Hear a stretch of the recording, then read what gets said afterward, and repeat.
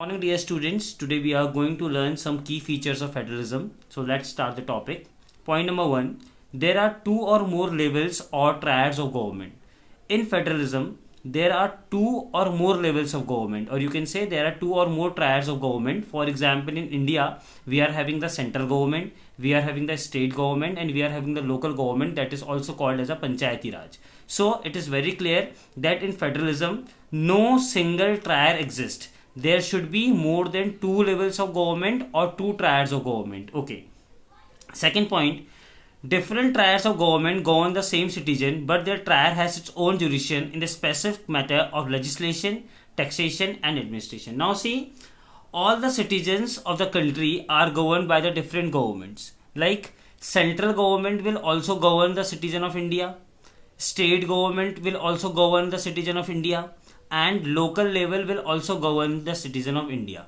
All the three types of level of governments, all the three levels of government are governing the same citizens, that are the citizens of India, but they are having some special powers on the specific matter of legislation, taxation, and administration. That means the central government will have some specific powers on the legislation. Similarly, the state government will have some specific powers on the legislation, and similarly the local government, that is the panchayati raj government, will also have specific powers on the legislation, and similarly on taxation and administration also. So this is the second point. Third point, the jurisdiction of the respective levels of triads are specified in the constitution, so the existence and authority of each triad of government is constitutionally guaranteed. Now see, whatever powers have been given to the central level, whatever power have been given to the state level, and whatever power has been given to the local level are guaranteed by the constitutions. They are approved by the constitutions, they are recognized by the constitution. So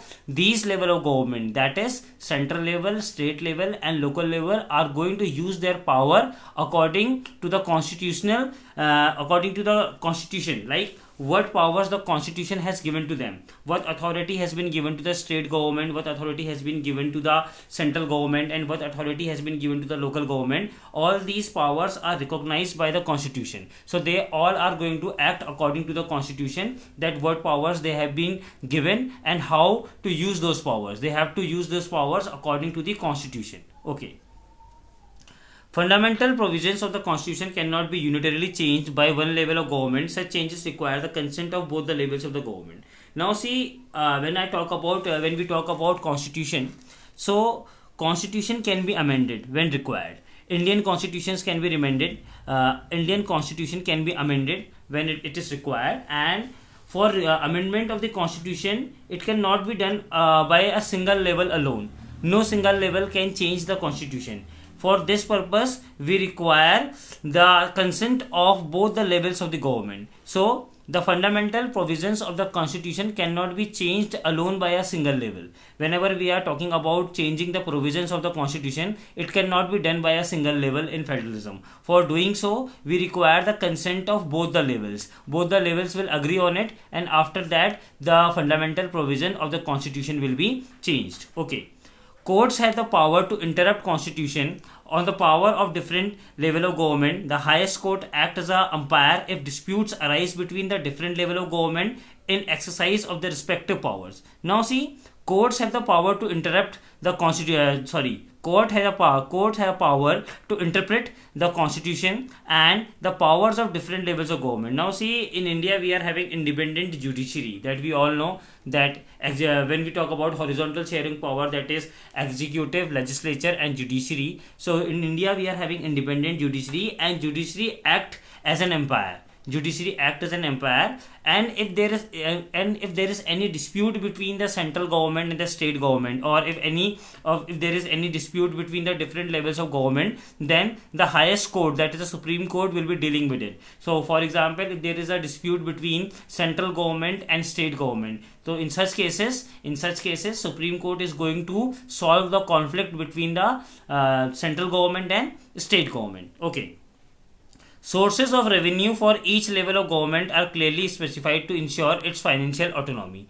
Now, when we talk about sources of revenue, see, financial status is very important to run any organization. So similarly, to run any type of a government, we require a financial status. So revenues are the major concern for such type of cases. Like without revenue, the government cannot develop the country. The income tax that we are giving to the government uses that income tax for the development of the country. So here the sources of revenue, like the state government will have their own sources of revenue, the central government will have their own sources of revenue, and the local government will be provided aid by the central government, and they are also having some sources of revenue with themselves. So every source of revenue is different for central government, state government, and local government. So this is an important point, because financial stability is very important to run any of the government, and for this purpose the revenue section has been provided to each of the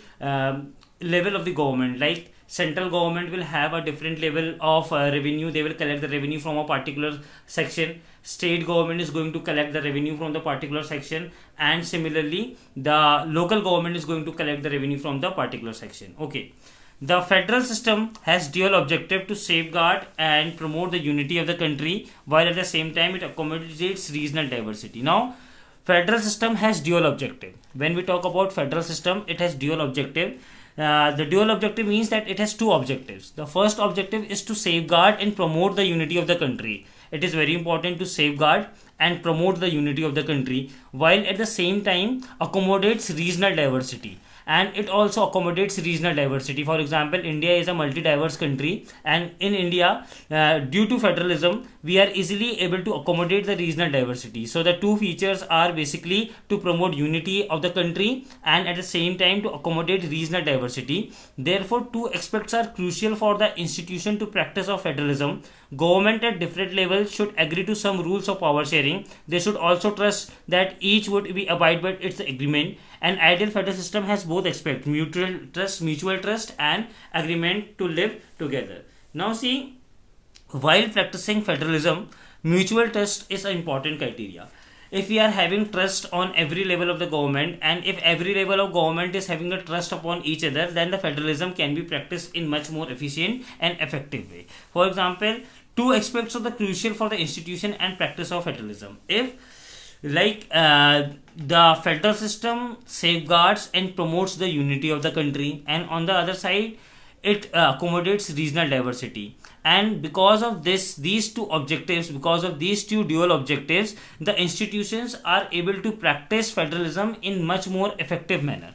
जो भी institutions हैं, like the state government, the central government, or any administrative system between these government. So it is very easy for the institution to practice federalism if the regional diversity is accommodated properly, and if the unity is safeguarded and promoted. If the unity of the country is safeguarded and promoted, and we should have a mutual trust that each would abide by the part of agreement. An ideal federal system has both aspects. If we talk about the ideal federal system, then it has two more important criteria, two more aspects, that is mutual trust and agreement to live together. So if we are having mutual trust and if we are having agreement to live together, then the federalism can give fruitful results. It will be working in an effective manner. Okay. On exact balance of power between the central and the state varies from one federation to another. This balance depends mainly upon the historical context in which federation was formed. There are two kinds of routes through which the federation have been formed. The first route involves independent states coming together on the way to form a bigger unit. So by pooling sovereignty and retaining identity, they can increase their security. This type of coming together federation includes USA, Switzerland, Australia. The first category of federation, all constituent states usually have equal powers and a strong vis-a-vis a federal government. Now see, we are having two types of federation, that is coming together federation and holding together federation. Now let us read about the coming together federation. Now coming together federation, there are two types of federation. I have already told you that first federation is coming together federation and the second federation is holding together federation. The first route involves independent states coming together to form a bigger unit. In coming together federation, the different independent states will come together and they will form a bigger unit.